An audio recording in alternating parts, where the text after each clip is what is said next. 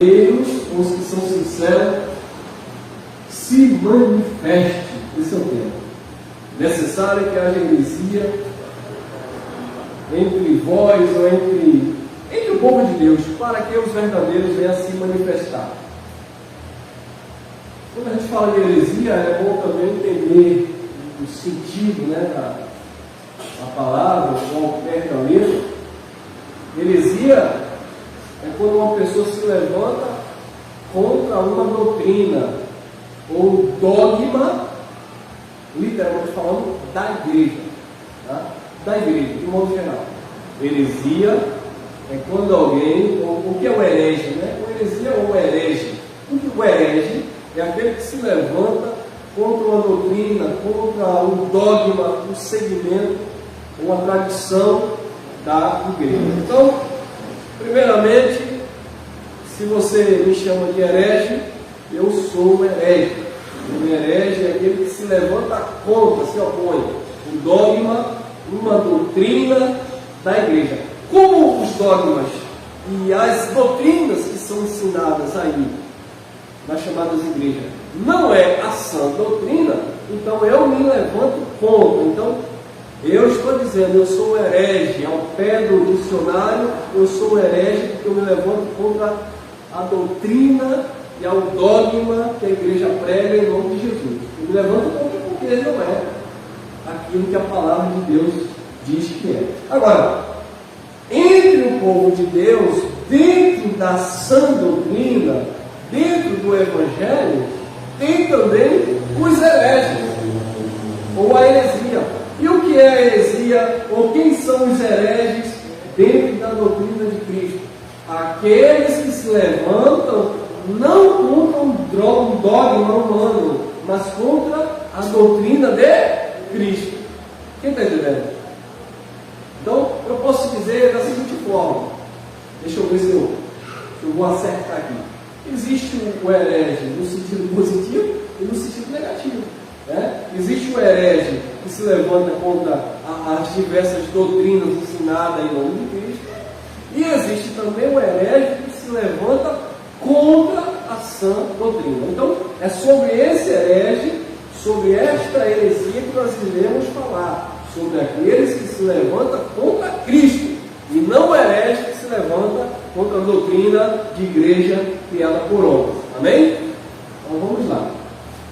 Então o apóstolo Paulo que usou essa expressão: é necessário que haja heresia entre vós, ou seja, entre o povo de Deus, entre o povo de Cristo. É necessário que haja também heresia, hereges entre vocês. Então vamos entender melhor em 1 Coríntios capítulo 11, o versículo é o 17. Vamos lá. A primeira coisa que nós precisamos entender aqui dentro desse contexto é o primeiro levante que nós temos contra a heresia evangélica, tá? Então, é o primeiro levante que nós temos contra a heresia evangélica, é que eles pregam esse contexto para ministrar a chamada Santa Ceia. Então vamos lá. Eles dizem que Paulo ensinou isso, que Paulo pregou a Santa Ceia e está no Novo Testamento. Então quando nós dizemos assim, mas Jesus celebrou a Páscoa, foi a Páscoa dos judeus, aí eles correm, porque nessas horas eles conseguem encontrar no Novo Testamento uma válvula de escape. Aí eles correm lá no Novo Testamento e pegam esta fala de Paulo e diz assim, tudo bem que Jesus celebrou a Páscoa, mas Paulo recebeu a revelação da Santa Ceia. Aqui não é Santa Ceia. O que estava acontecendo aqui, nessa comunidade dos Coríntios, era uma festa de tradição judaica chamada Festa Ágape, quer dizer, festa do amor, festa de amor, não é isso? Ágape quer dizer amor. Então, o que estava acontecendo aqui, nesse contexto, é uma festa ágape, uma festa de amor, uma festa de confraternização. O que acontece, irmãos, é o seguinte: a igreja de Corinto, ela era constituída de 80% aproximadamente de judeus e 20% de não judeus, ou seja, de gentios. Tanto é que Corinto era uma cidade portuária, né, próxima dos mares e da Grécia, e o apóstolo Paulo, ele anunciava o Evangelho, e muitas mulheres que serviam no templo da deusa Diana ou Afrodite, a deusa dos Efésios, de Éfeso. Aquelas mulheres eram mil mulheres, né, chamadas de prostitutas. Por que elas eram prostitutas? Elas usavam os seus corpos, né, para se prostituir, oferecendo aquilo como um culto à deusa dos Efésios. Então aquelas mulheres, elas ficavam ali ao redor daquele templo da deusa Diana, se prostituindo, praticando orgias, né? E aquelas mulheres tinham como característica a cabeça raspada, né? Cabelo raspado, cabeça raspada. Quando Paulo começou a pregar o Evangelho, aquelas mulheres se converteram ao Evangelho. Elas começaram a receber a palavra de Paulo. E elas começaram a deixar aquele culto à deusa Diana, ou aquela profissão, aquele culto, aquela liturgia, né? Porque elas se viam ali como sacerdotisa da deusa Diana. Elas começaram a deixar aquela prática e começaram a se reunir, congregar em torno, em prol da palavra, ouvindo a palavra. E é por isso que nessa carta o apóstolo Paulo diz que o cabelo da mulher foi dado no lugar do véu. Como aquelas mulheres, pela sociedade, naturalmente, elas seriam ali caluniadas, vilipendiadas, criticadas. Para proteger aquelas mulheres, Paulo disse que elas tinham que usar o quê? O véu. Elas tinham que usar o véu. Mas aquilo não era uma doutrina. Não era uma doutrina, tá? Era um costume, era uma situação que tinha que ser resolvida. Paulo não mandou o pessoal da Galácia usar véu. Paulo não mandou as irmãs de Tessalônica usar véu. As irmãs lá de Roma usar véu. Não. Só aquelas mulheres especificamente, principalmente aquelas mulheres que estavam vindo ali. Aí depois, naturalmente, o cabelo ia crescer, elas iam deixar de usar aquele véu ali naquela comunidade, tá? Infelizmente isso virou uma doutrina e nós levantamos contra esses dogmas que é a doutrina de homem. Então, nesse contexto aqui, essa festa aqui teria que ser uma festa de confraternização, de comunhão, comes e bebes, alegria, sabe? E participação de todos. Mas o que estava acontecendo aqui, quando a gente vai ler o contexto, a gente percebe que os irmãos estavam bebendo, se embriagando, uns comiam, deixavam outros com fome.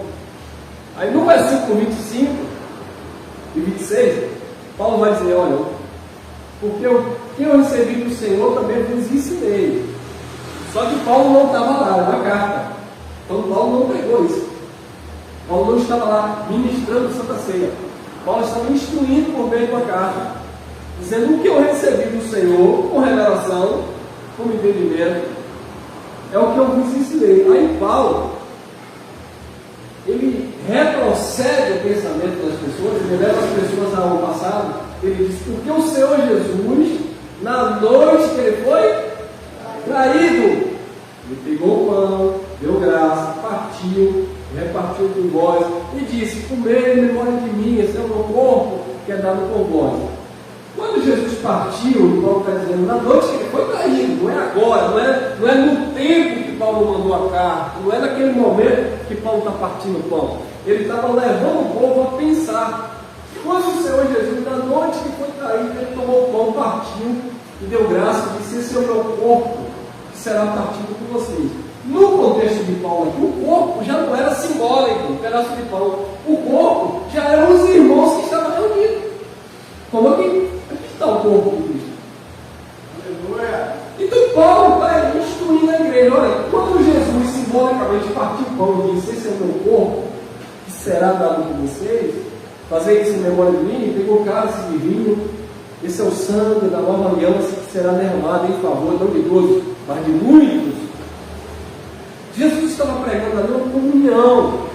Todos estavam unidos ali, até o filho da perdição, Judas, que estava ali no meio. Mas Jesus não fazia acepção de pessoas nesse sentido. Ele acolheu a todos, mesmo ele sabendo que um ali era da perdição. Isso nos ensina o quê? Que eu não devo julgar. Aquele irmão é de Deus, aquele não é. Aquele ali eu quero que fique aqui porque é de Deus, aquela eu não quero, então vai embora para você da perdição. Não. Entrou aqui, o meu dever é ter comunhão com todos. Me desculpa, não ser bem direto. Entrou um traficante. A mesma comunhão que eu estou mantendo aqui com o outro, eu tenho todos. Entrou um homossexual, um casal homossexual, na frente de alguém. Vou tratar da mesma forma, vou continuar pregando do mesmo jeito. E cada um vai ver a sua vida como quer ver. É claro que nós não vamos aceitar dentro de um ambiente familiar respeitoso prática que não traz nenhum tipo, né? Porque se vierem tentando fazer isso, aí é para afrontar, é para se aparecer. O que quer fazer suas coisas, faça para lá. Não vem fazer pecado. Mas receber, você recebe. Seja da igreja X, da igreja Y, e pense assim, pense assado. Chegou, sentou, vai ouvir a mesma palavra, e nós vamos manter a mesma comunhão. O filho da perdição, Judas, estava ali. E Jesus lhe deu pão na boca, mostrando que ele não ia fazer acepção de pessoas, ainda que aquele fosse o traidor. Mas também nos ensina que pãozinho na boca e copinho de suco não é sinônimo de comunhão com Deus, como a igreja evangélica prega. Se você não comeu pão, você não tem comunhão com Deus. Se você não bebeu o cálice, você não tem comunhão com Deus. Judas comeu o pão, Judas bebeu o cálice, mas Judas não tinha comunhão com Cristo. Cristo tinha, manteve a comunhão, mas ele não manteve, porque ele não era da comunhão. Eu posso manter a comunhão com qualquer pessoa, mas não significa que qualquer pessoa vai manter a comunhão comigo. Como eu falei, todos que chegarem aqui, por mim, tem que ser bem acolhidos. Mas nem sempre as pessoas vão me acolher. Muitas vezes vão me abandonar, vão me deixar, isso é normal. Muitas vezes você vai abraçar e cuidar de alguém que vai te dar as costas também. E você vai ter que entender que a vida é assim. Você não tem que obrigar as pessoas a estarem com você. Então, abençoado. 17. Paulo disse assim: ó, nisto, porém, que vou dizer-vos, não louvo você disse, ou seja, eu não aprovo essa conduta. É isso que Paulo está dizendo. Porquanto vos ajuntais, não para melhor, senão para pior. Então a congregação desse povo, o ajuntamento desse povo aqui, não era para melhor, não era para ser edificado, não era para aprender. Eles se ajuntavam, mas não estavam em comunhão. Quem está entendendo? Então, como eu falei aqui, eu posso fazer uma festividade aqui, convidar o pregador fulano que prega graça, Beltrano, trazer aqui alguns irmãos que tocam bem. Aí muitas pessoas podem se ajuntar nesse local. Mas não significa que porque todo mundo está aqui, que todo mundo está em comunhão. Que está junto. Você vai no estádio de futebol, está todo mundo junto. Mas não está todo mundo em comunhão.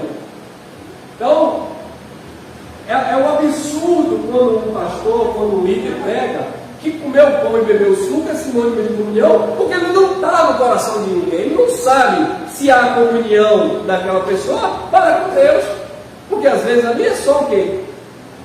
Hipocrisia. É só o quê? Heresia. A pessoa está ali, finge que está, mas na verdade não está. Como diz os evangélicos, é a missa em corpo presente, alguma coisa assim. O corpo está ali, mas a alma, o sentimento, o prazer não está. Aí Paulo diz: olha, eu não aprovo vocês nisso aí não, vocês se reúnem não para melhor, mas para pior. A nossa reunião, seja aqui, seja virtualmente falando, tem que ser para melhor, para aprender, para desenvolver e não retroceder. Por que Paulo? 18.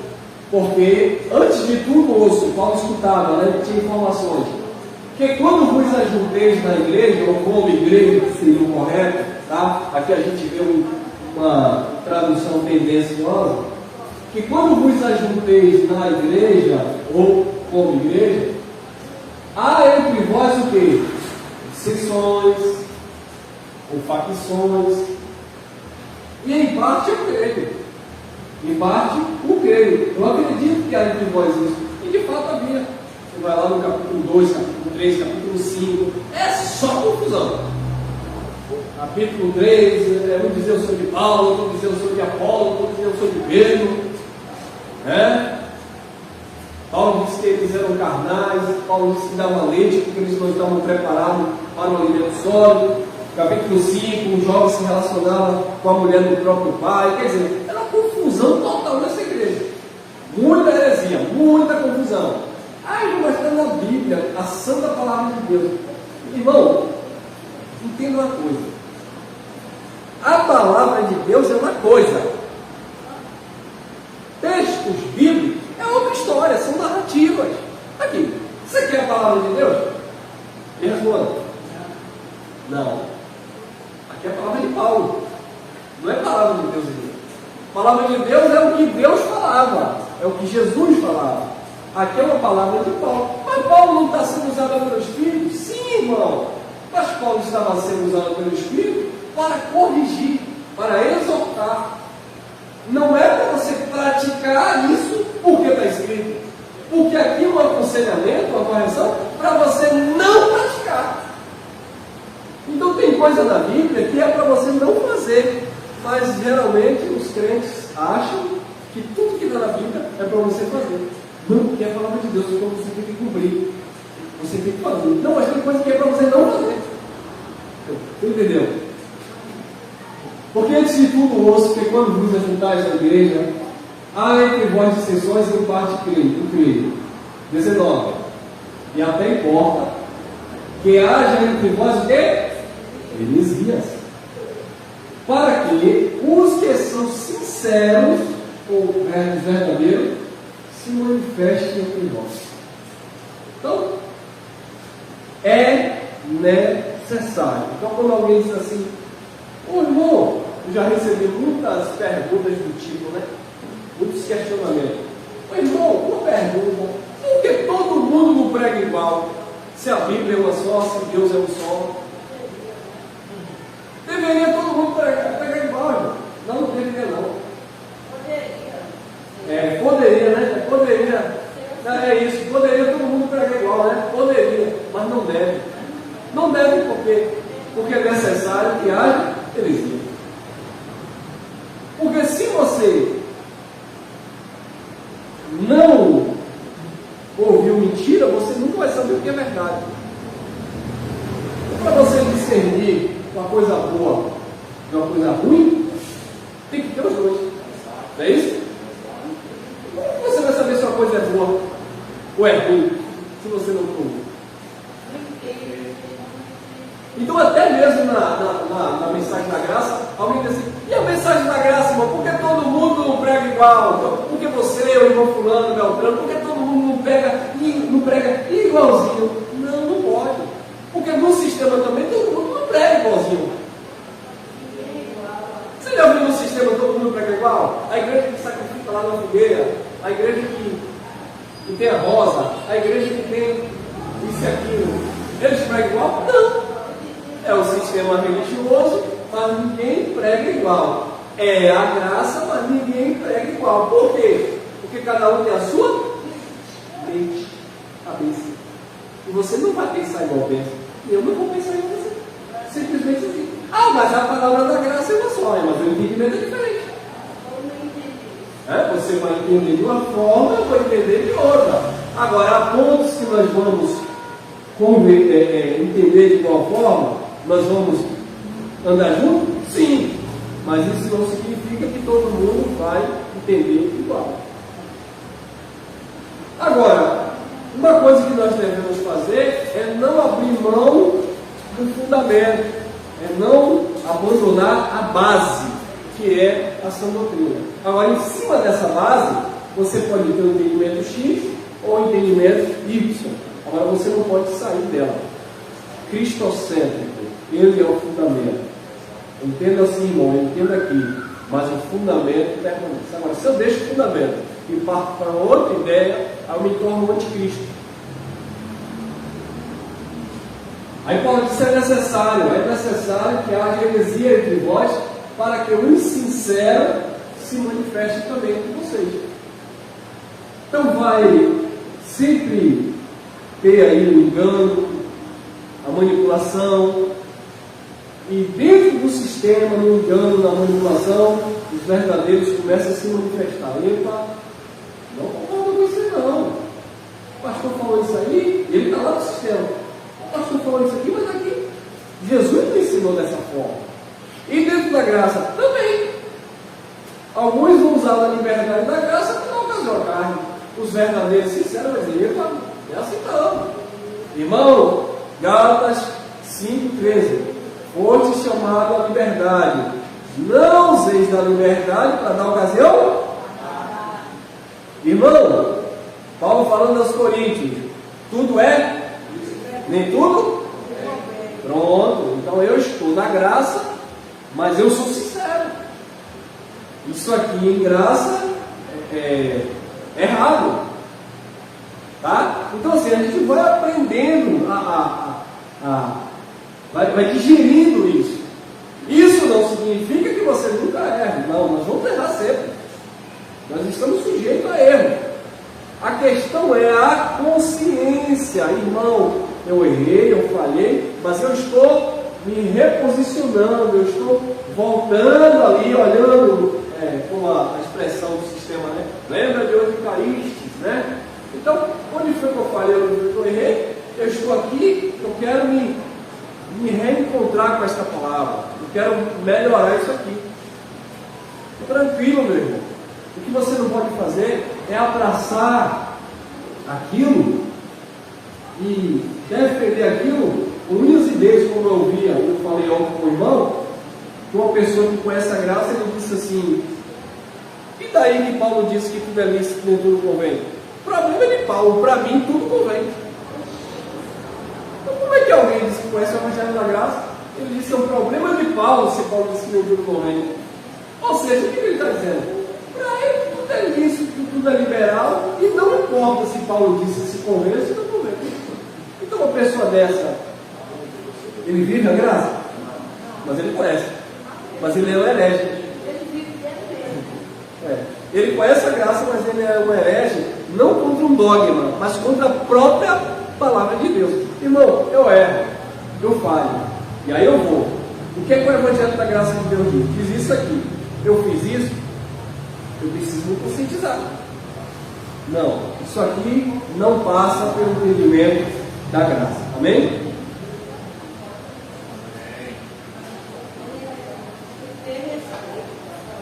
Nosso maior problema hoje é porque, às vezes, as verdades de Deus, que é para nos tratar, parece que nos ofende.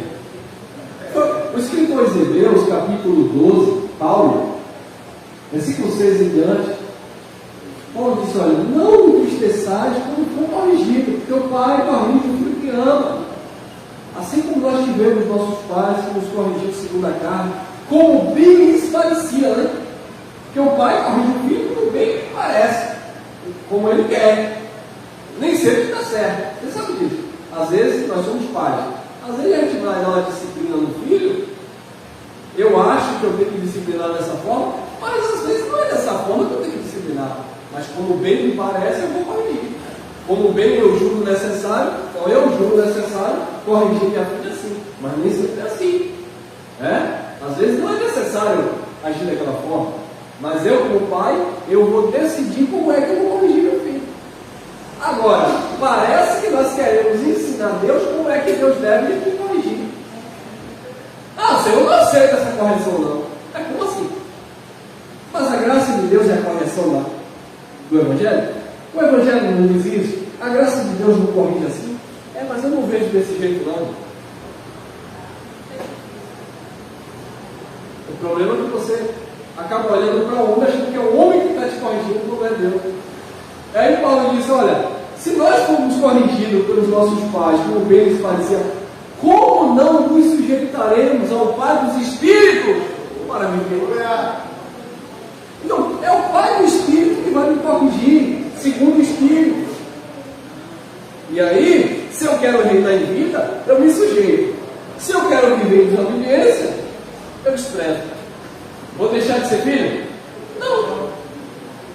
O pai vai me matar por causa disso? Não. Eu vou morrer porque eu deixei de obedecer a Deus? Não. Um dia, obedecendo a Deus ou não, você vai morrer. O sol nasce para todos, a chuva desce para todos. Amém? Vamos lá. João capítulo 6, 70 e 71. Olha lá. Respondeu-lhe Jesus: não vos escolhi vós os 12? E um de vós é o diabo, um adversário, um Satanás, um caluniador, um opositor, né? Porque diabo e Satanás é a mesma ideia, tá, pessoal? A questão do diabo é do grego, e Satanás é no sentido hebraico, quer dizer, adversário, opositor. Diabo, caluniador, contrário, enfim, dá o mesmo sentido. Isto dizia ele de quem? Judas Iscariotes, filho de Simão, porque este o havia de entregar, trair, sendo um dos 12. Então, ele era um dos 12, ele comia o pão da Páscoa, ele bebia o vinho, que representava a nova aliança, mas ele era um opositor. Ele estava com Jesus, comia o pão com Jesus, andava com Jesus, mas ele não tinha comunhão com Jesus. Tem gente que está na graça, conhece a graça, prega a graça, mas não tem comunhão com a graça. E aí? Está no mesmo. Tudo bem, nesse contexto aqui, Judas era o filho da perdição. Isso não significa que quem está na graça, prega a graça, fala da graça, conhece a graça e não vive a graça, não seja um filho de Deus, não é isso. Mas eu me refiro àquela questão da consciência, em saber, ter conhecimento, mas não agir como tal. Então ele estava ali com Jesus, mas ele não tinha comunhão com Jesus. Mas ele foi escolhido por Jesus para ser um dos 12, embora ele fosse um traidor. Então aqui vem outro alerta interessantíssimo. Irmão, eu conheci um pastor, irmão, que ele orava, o cadeirante andava. Uau! Eu conheci um pastor, irmão, que ele orou, e uma irmã que tinha uma doença foi curada. Glória a Deus. Minha pergunta é: todos os paralíticos que ele orou, se levantou? Todos que ele orou por uma doença foi curado? Não. Primeiro, se ele tivesse esse dom de curar todo mundo, porque ele tem o dom da cura, ele já estava no lugar errado, pregando no tempo. Porque se eu recebo uma graça do Pai para orar por uma pessoa e a pessoa ser curada, pode ter certeza, irmão. A primeira coisa que eu estava fazendo era o dia todo batendo com ela, curando doente. Eu queria ver meus irmãos sofrendo na porta do hospital atrás do SUS, irmão. Seria muito egoísmo da minha parte. Eu tenho um dom de Deus, eu oro para curar as pessoas, e estou vendo o coitado lá se acabando na químio, se acabando lá fazendo hemodiálise, e eu, com o dom de Deus para curar, venha na minha igreja, porque aqui Deus me usa para curar. Como assim? Como diz um comediante pregador, entre na lógica. Quem está entendendo? Ah, irmão, mas Deus usou ele para curar alguém, ele tem um dom de curar. Ah, irmão, Deus queria curar aquela bendita pessoa naquele dia, e aconteceu que uma pessoa estava ali. Mas não é o homem que cura, não é o homem que liberta, não é um que transforma. Tudo é Deus, irmão.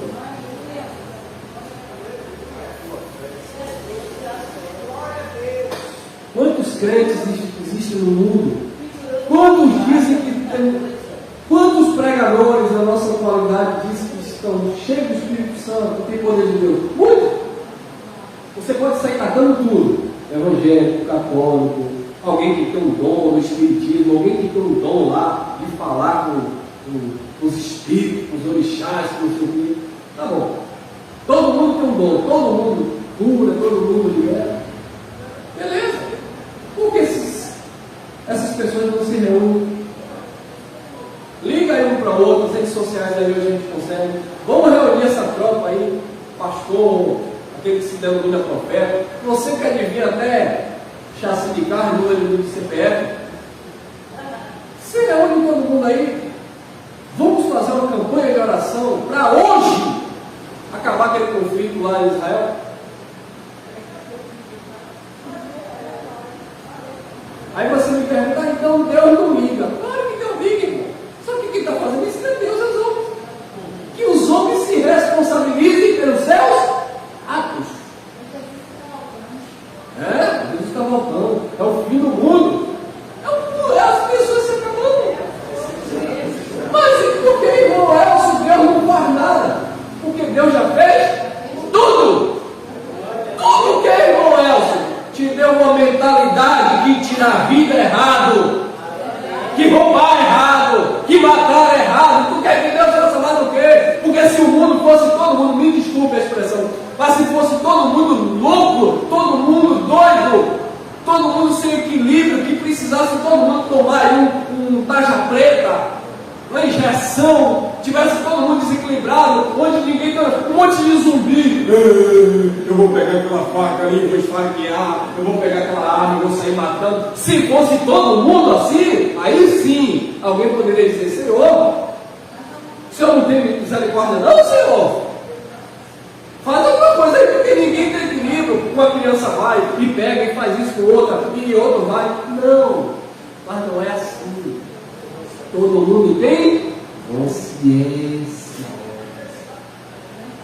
E quem não tem, irmão, porque é uma criança, como a gente vê, porque é um idoso, e quem não tem é vítima da malignidade daquele que tem.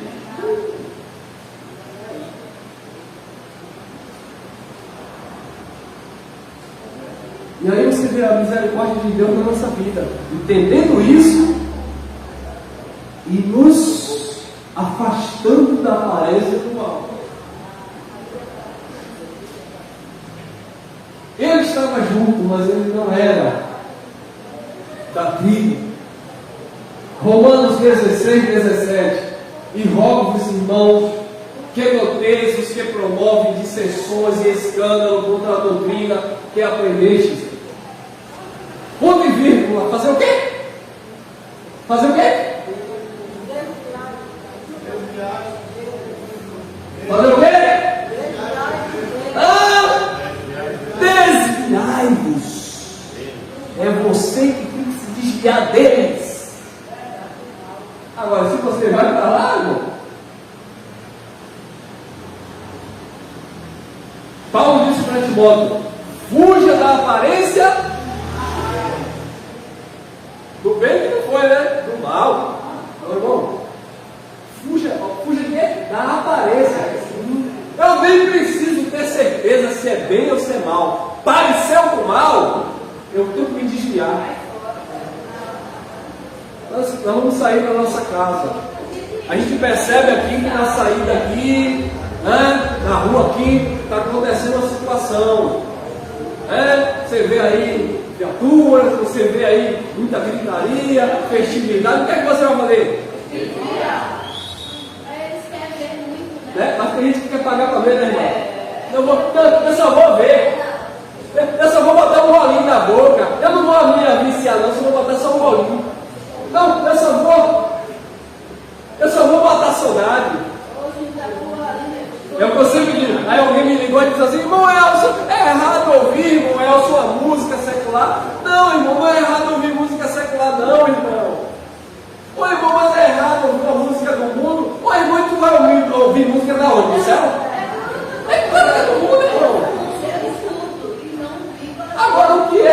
ouvindo? Qual a influência daquilo que você está ouvindo? O que é que aquilo te traz na tua mente, nos teus pensamentos? A questão está ali, na motivação. Por que é que eu estou fazendo isso? Quando você liga a TV, está passando lá um cantor, uma música, uma apresentação, alguma coisa, você fica lá, eu não posso assistir isso porque eu sou crente, aí vai lá de vida. Não, você deixa, você não deixa. Quando é um assunto que não te interessa, o que você faz? A TV está ligada. Você vai lá na cozinha, faz uma coisa, faz um café, vai no banheiro, vai ver o bicho, e a TV está lá ligada, o som está lá ligado. Você não está nem aí. Agora, quando é uma coisa que te chama a atenção, positivamente ou negativamente, opa, essa notícia eu quero ouvir. Aí você vai. Então, se é uma coisa que mexe com o teu ego, com os seus sentimentos, que te faz retroceder no passado, que te faz lembrar da época de solteiro, de muito doido, disso, aquilo, aí você dá vazão a isso, irmão.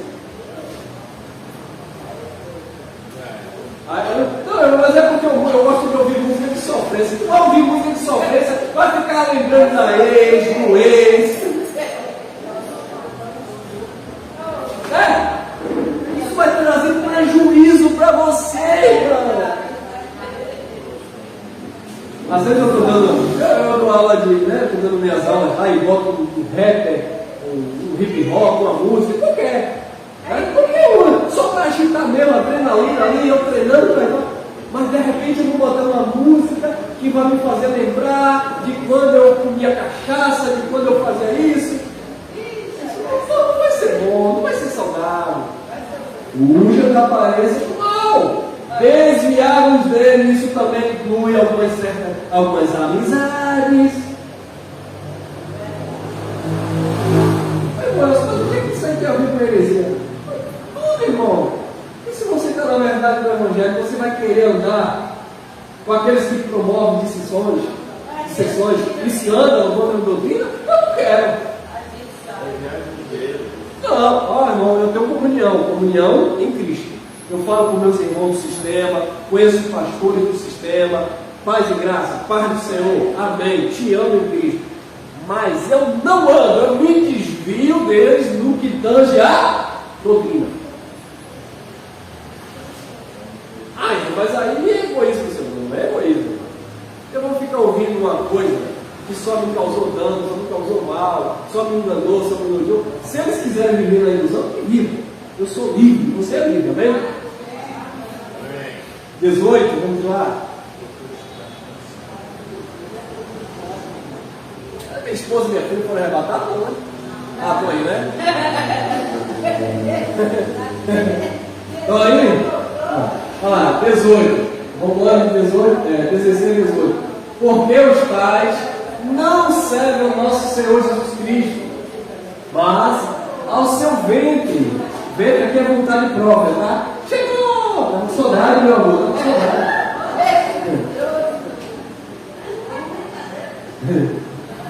Eu não posso viver sem minha cruz. É que sua cruz ensina.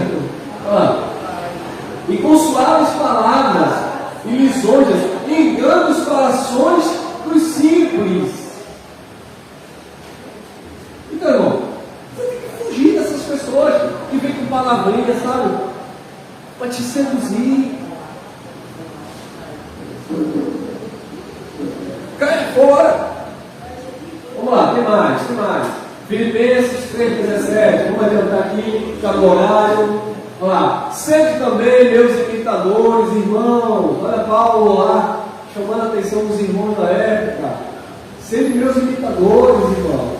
E tende cuidado, tome cuidado, segundo o exemplo que tendes em nós. Então Paulo se colocava como exemplo. Se eu tiver um pouquinho de moral, de credibilidade, eu vou dizer, meu irmão, nesse sentido aqui, limite, tome cuidado, não vá não, como tem um comediante aí, não vá sem a ajuda de um profissional não, irmão.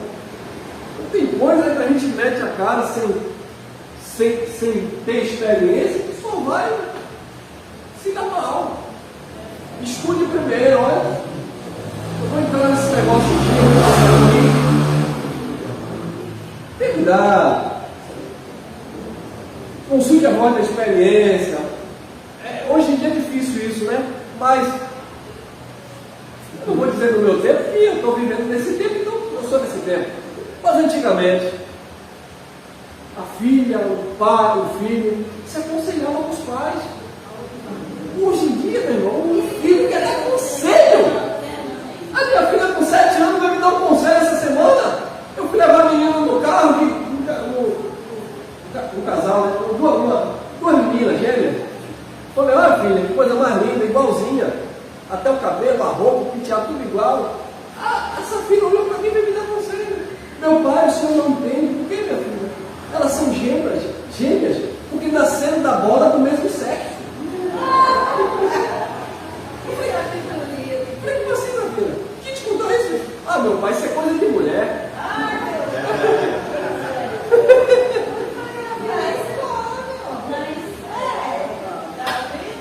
Claro que ela aprendeu em outra linguagem, mas essa foi a forma que ela traduziu e transmitiu para mim. Meu pai, você não entende, você é homem, ela nasceu da bola do mesmo sexo. Eu falei, vem cá, o que é sexo? Pai curioso, meu pai, sexo é quando a criança nasce da mesma bola. Então nasceu junto, né? O óvulo ali, né? Foi fecundado, né? Ela tal. Tá bom, então vamos nessa.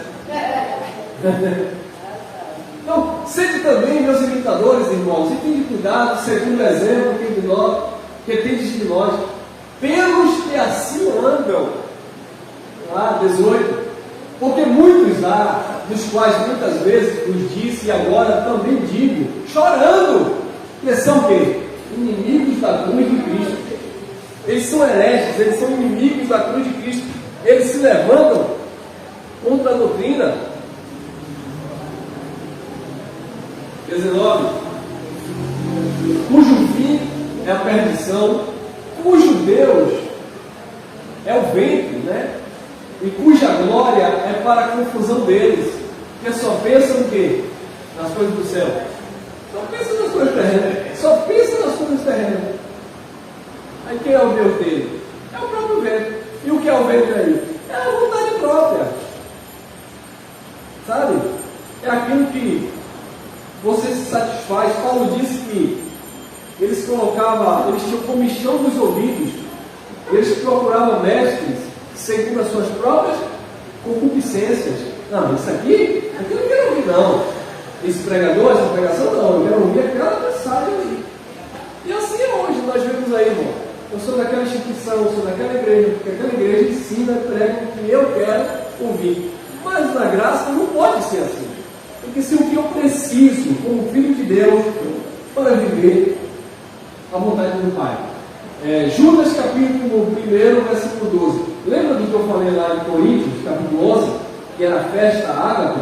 Olha aqui, é o mesmo contexto, agora falando com Judas, olha lá. Estes, ou estas pessoas, são manchas em vossas festas de amor. Festa ágape, tá vendo? Eles são manchas. O que é que estava acontecendo lá em 1 Coríntios 11? Aqueles eram também manchas nas festas de amor. Por quê? Banqueteando-se convosco. O que é banquetear? Comer. E o que era que estava acontecendo lá em Corinto? O povo comendo e bebendo. Mas eles eram manchas na festa de amor. Ou seja, naquele momento de festividade, onde era para todos terem comunhão, todo mundo compartilhar o pão, eles eram individualistas, bebiam, enchiam a cara, se embriagavam, comia e deixava os irmãos com fome. Aí Paulo disse, Cristo não fez assim na noite que foi traída, nem o filho da perdição. Na noite que ele foi traído, ele não deixou de fora. E vocês aí, dizendo que está se reunindo para aprender, vocês estão se reunindo para pior. Assim como aconteceu nesse contexto. Eles se reúnem com vocês, eles se assentam com vocês, se banqueteiam com vocês, mas eles apacentam assim. Olha lá. Estes são manchas em vossas festas de amor, banqueteando-se convosco e apacentando assim, sem o quê? Sem temor. O que era que acontecia em Coríntios 11? Aí o pastor veio, não, que é assim, não tem nada de ceia.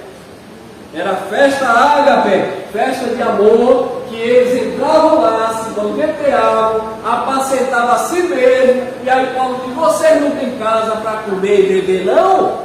Por que é que vocês estão desprezando a igreja, o corpo de Cristo?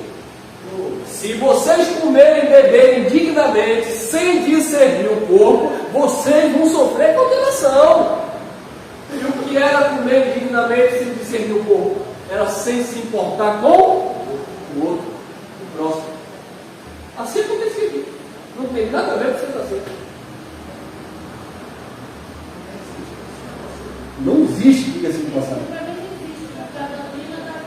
Então, abençoados, era isso que estava acontecendo em 1 Coríntios capítulo 11, que Judas também relata. Eles apacentam a si mesmo, sem temor. O que é apacentar a si mesmo? É ser dono da sua própria vida, é determinar o que ele quer e quer viver, ele quer, é ser o pastor de si mesmo. Nós somos direcionados, devemos ser direcionados por Deus, pela palavra do Espírito. Agora, a partir do momento que eu assumo a responsabilidade e tomo as rédeas, outra coisa, eu sou livre, mas eu não sou dono de mim.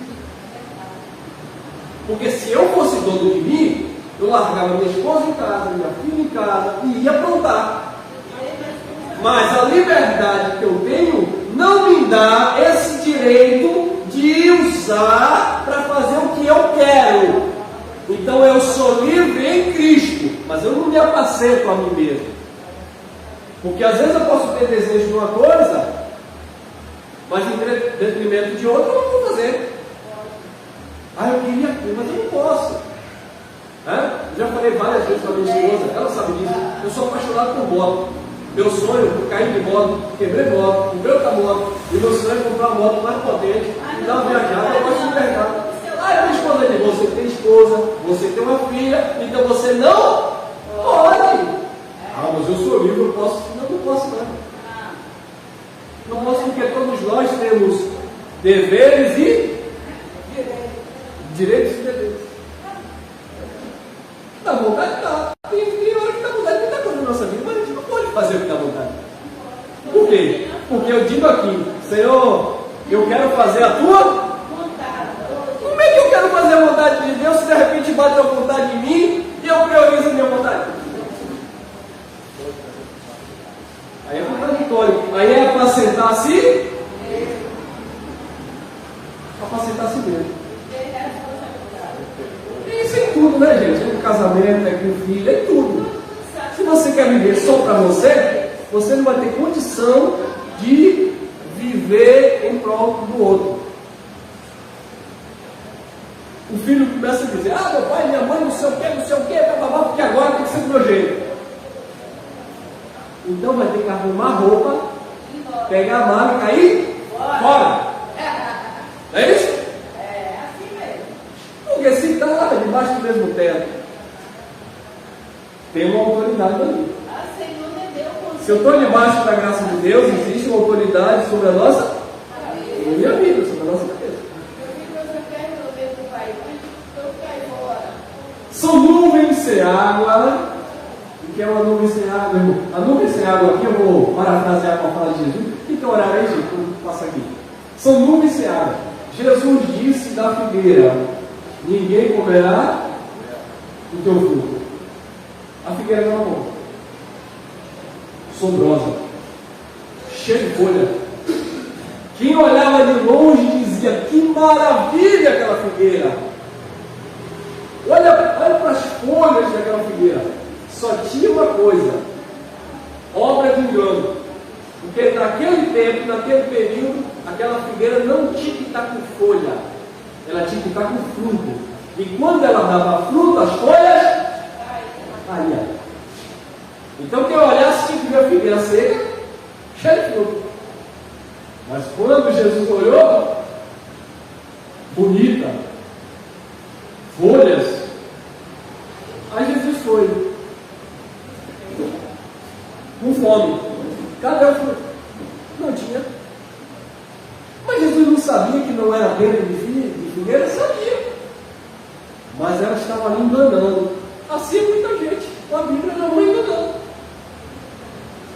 Não tem fruto, mas tem aparência, mas não tem fruto. Aí Jesus anunciou aquela figueira. Assim isso aqui, ó. Aí Judas diz ali, ó, são nuvens sem água. Aí você olha e vai chover, olha aquela nuvem. Aí você espera. Aí de repente a nuvem passa, vai chover em outro lugar. Nuvem sem água, pelo menos para você. Olha lá, são nuvens sem água. Olha lá, aí, levada pelo de uma para a outra. Vai chover, o vento vai.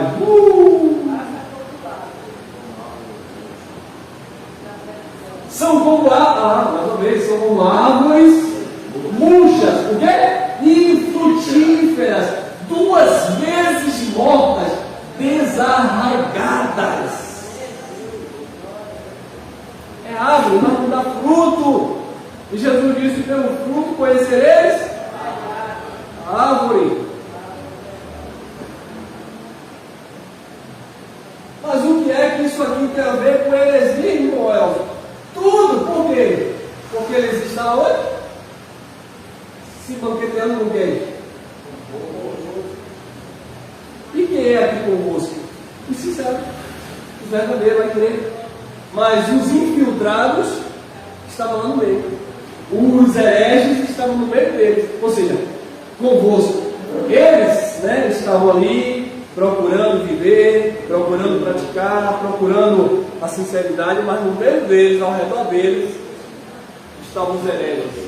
Fingindo que era, fingindo que tinha comunhão, fingindo, mas não era. Era pirata. Era pirata. 13. Ondas impetuosas do mar, que escumam as mesmas abominações. Ondas impetuosas do mar. Aí você, olha que coisa linda, né? Você vai entender no sentido literal e espiritual.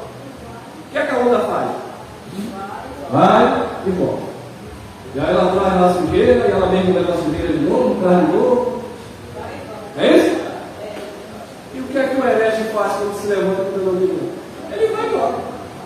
Ele é crente hoje, não é amanhã, depois ele é crente de novo. Você já viu aquela pessoa que aceitou Jesus na igreja umas 15 vezes? Já se batizou umas 300?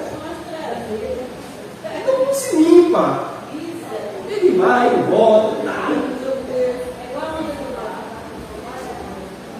Uma pessoa disse assim para mim: ô irmão, aconteceu uma situação comigo 10 anos depois, irmão. 10 anos depois, infelizmente, eu voltei a praticar algo que não era para praticar. Eu falei: ô irmão, 10 anos depois, e agora o que você vai fazer, irmão? E o que vai fazer? Elcio. Ô irmão, levante a cabeça, meu irmão. Levante a cabeça, bora, aconteceu, bora. Estou contigo, ó. Estamos aqui, estamos juntos. Agora a pergunta é: aconteceu algo 10 anos depois, você vai viver os seus 10 anos do passado, ou você viveu 10 anos atrás, ou você vai levantar a cabeça, se recuperar e seguir a vida? É uma questão de escolha. Irmão, eu não quero nem saber o que aconteceu ontem, se eu errei ontem, eu quero acertar hoje. Nós vivemos em novidade de vida, irmão. Que vive de passado é museu. O cair é do homem, levantar é de Deus. Agora eu não quero permanecer caído. Eu não quero ser uma onda que vai e traz as mesmas abominações, estrelas errantes para as quais está eternamente reservada a negrura das trevas, a escuridão das trevas. Não enxerga, não vê. Você está em Cristo, que é luz, irmão. Ele te iluminou. Atos 20, 29. Eu sei que depois da minha partida entrarão aqui, tá, gente? Houve algum erro aqui na digitação aqui. Eu sei que depois da minha partida entrarão. Não sei por que pode ser assim. Entrarão no meio de vós Não, é. Eu sei que depois da minha partida. Não, é a tradução, tá diferente. É a tradução, tá certo. Eu sei que depois da minha partida, é que eu estou com a tradução da mente e aqui está lá. Foi outra Bíblia que eu escolhi. Eu sei que depois da minha partida, entre vós penetrarão lobos vorazes que não pouparão o rebanho. É porque eu leio no Ferreira de Almeida e geralmente eu uso ela. E essa vez eu peguei uma outra tradução brasileira. Então eu sei que depois da minha partida, entre vós penetrarão lobos vorazes ou lobos cruéis que não pouparão o rebanho. Mas vai entrar no meio do povo, iriam entrar, né? Não é diferente do tempo de hoje. 30. E que dentre vós mesmos se levantarão homens, falando coisas pervertidas, para arrastar os discípulos atrás deles, ou após si. Viu? Os hereges. 1 Pedro, capítulo 5, versículo 2, nós vamos estar encerrando. Pedro diz também: pastoreai o rebanho de Deus que há entre vós, não por constrangimento, mas espontaneamente, como Deus quer, nem por sorte da ganância, né? O toque de ganância, mas de boa vontade, de ânimo pronto. Meus irmãos, se todos os pastores da terra entendessem isso aqui, a igreja era uma maravilha. Só precisava entender isso aqui. Mas o povo usa grego, hebraico, aramaico, judaico, taranaico. E não consegue viver o básico. O evangelho é simples. O povo quer explicar tudo e tal, ele não explica nada, só confunde. Por causa de quê? Da heresia. E ali, sim. 1 Pedro 5,3. Nem como dominadores dos que vos foram confiados, antes tornando-os modelos do rebanho, se colocando como exemplo, tornando-os um modelo do rebanho.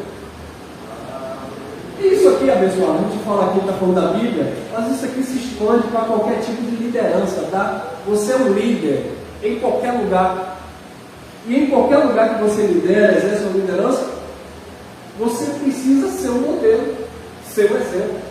Porque o conceito de liderança não é como a gente entendia no sistema, de alguém que fica mandando, eu mando, eu estou pagando, você tem que fazer.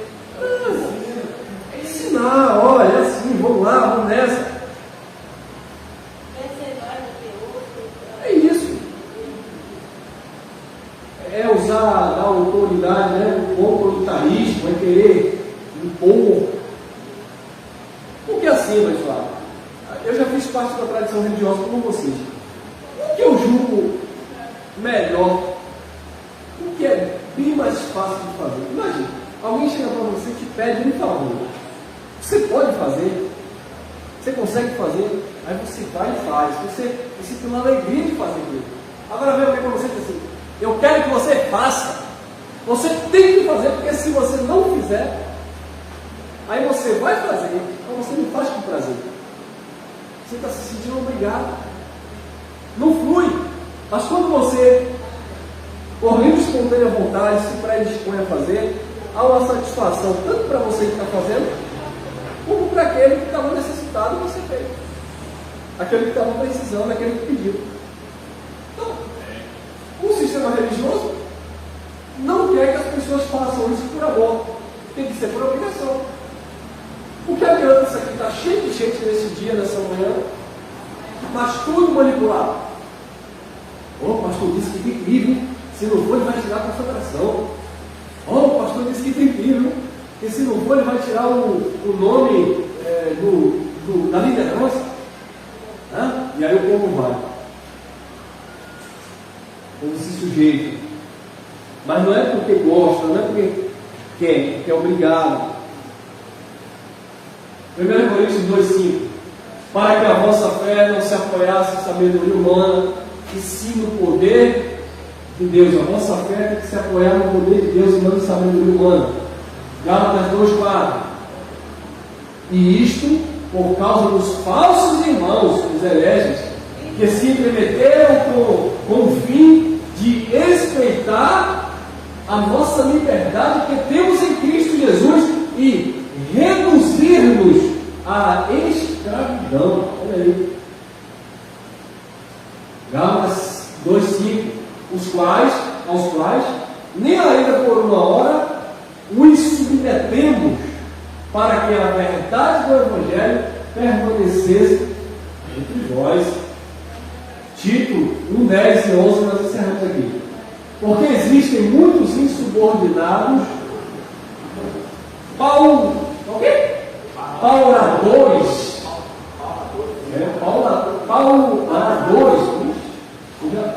eu já vi faladores, né? Faladores não estão nesse sentido. Pauladores, né? Ou faladores, vãos, frívolos e enganadores. Essa tradução é bem mesmo. Especialmente os da circuncisão. Eu vou ler na tradução que eu gosto mais. Porque existem muitos faladores vãos, ou paloureiros, né? Vãos, faladores vãos, especificamente os da circuncisão. E aí nós encerramos. Eu deixei essa letra. Tito 1:11. É preciso fazê-los calar, porque andam pervertendo casas inteiras, ensinando o que não devem, por torto. Então, quem são esses? Os hereges que se levantam no meio do povo de Deus, e Paulo disse: é necessário. É necessário que haja isso, porque senão você não vai discernir o falso do verdadeiro. Você não vai entender, não vai compreender o que é bom e o que é errado, se não houver os opositores. E diga-se de passagem, em toda a nossa vida sempre haverá essa oposição. Não adianta orar, não adianta jejuar, não adianta pagar o preço. A vida é assim. Você vai ter desafios, opositores, caluniadores, enfim, difamadores. E isso tudo é para exercitar em mim e em você a verdade, o amor, a justiça, a sinceridade e, acima de tudo, manifestar a glória de Deus, dos filhos que glorificam o Pai em suas obras. Amém? Graça e paz, graça e terra.